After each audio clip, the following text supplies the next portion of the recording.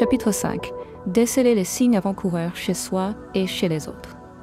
La prévention du suicide repose sur notre capacité à reconnaître les signes avant-coureurs, que ce soit en nous-mêmes ou chez les autres. Ces signes, souvent discrets, sont comme des appels à l'aide cachés.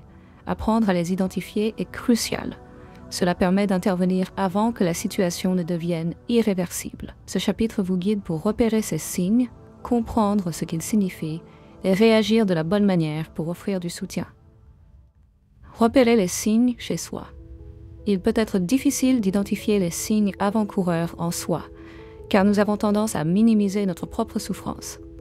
Pourtant, prêter attention à certains changements dans votre comportement, votre humeur ou vos pensées est un premier pas vers la prévention. Changement d'humeur persistant. Si vous vous sentez triste, irritable ou désespéré sur une longue période, ce n'est pas juste un mauvais jour. C'est un signal que quelque chose ne va pas et qu'il est temps d'y prêter attention. Perte d'intérêt pour les activités. Vous n'avez plus envie de faire les choses que vous aimiez auparavant. Cela peut être un signe de dépression, surtout si cette perte d'intérêt dure plusieurs semaines. Pensée de mort ou suicidaire. Avoir des pensées récurrentes sur la mort, même si elles semblent floues, est un signal d'alerte important. Des réflexions comme « peut-être que tout le monde irait mieux sans moi » ne doivent jamais être ignorées. Fatigue constante ou problème de sommeil. Vous vous sentez épuisé même après une nuit de sommeil ou vous avez du mal à dormir. Ces signes montrent que votre esprit et votre corps sont sous pression. Culpabilité excessive. Se sentir coupable sans raison, croire que tout est de votre faute, même quand ce n'est pas logique, est un autre signe à surveiller. 2. Repérer les signes chez les autres. Reconnaître les signes chez les autres peut littéralement sauver des vies. Mais cela peut être compliqué car beaucoup de personnes cachent leur douleur. Restez attentif à certains changements. Comportement inhabituel. Si une personne commence à se retirer, à éviter des responsabilités ou à négliger ses activités habituelles, cela peut être un signe qu'elle traverse une période difficile. Paroles inquiétantes. Des phrases comme « je ne vois plus l'intérêt » ou « je suis un fardeau pour tout le monde » doivent être prises au sérieux. Elles révèlent souvent une souffrance profonde. Changement physique. Une perte ou une prise de poids soudaine, une négligence de l'apparence ou une fatigue visible sont des signes à ne pas ignorer. Comportement à risque. Abus de substances, conduite imprudente, ces comportements sont souvent des tentatives pour échapper à la douleur émotionnelle et peuvent précéder une crise suicidaire. Don soudain ou adieu étrange. Si une personne donne des objets de valeur ou fait des adieux inhabituels, cela peut indiquer qu'elle a pris une décision dangereuse. C'est un signal d'urgence.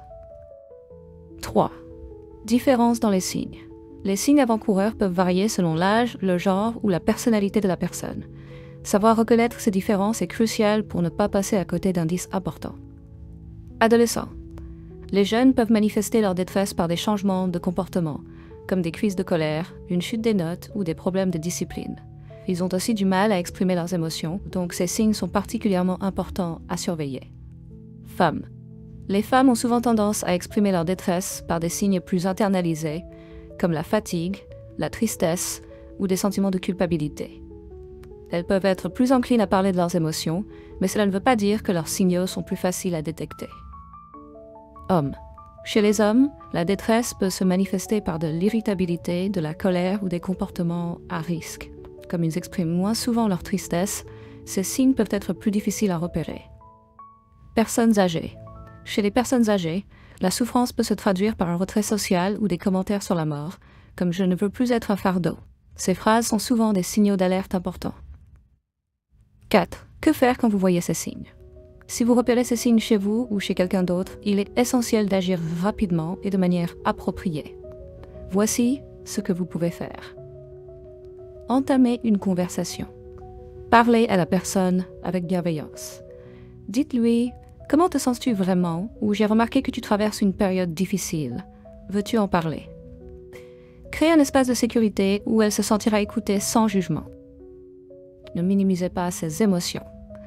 Dire à quelqu'un que ça va passer ou tu n'as pas de raison d'être triste peut aggraver son sentiment d'isolement. Soyez empathique et écoutez sans juger. Encouragez à demander de l'aide.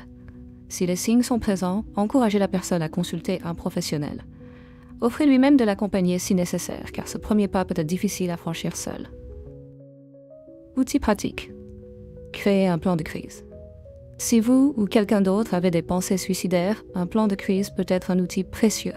Ce plan inclut des numéros à appeler, des activités réconfortantes et des étapes concrètes pour éviter de passer à l'acte. 5. Suivi après une crise. Une fois la crise passée, il est important de continuer à offrir du soutien.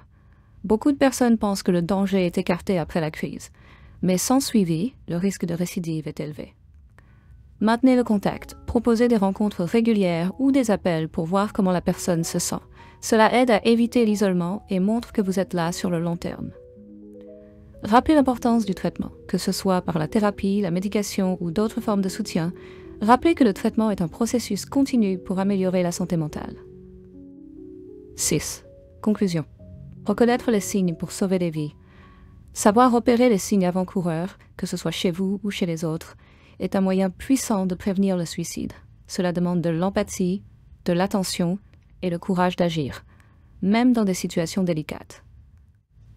Soyez vigilants, car reconnaître et réagir à ces signaux peut véritablement sauver une vie.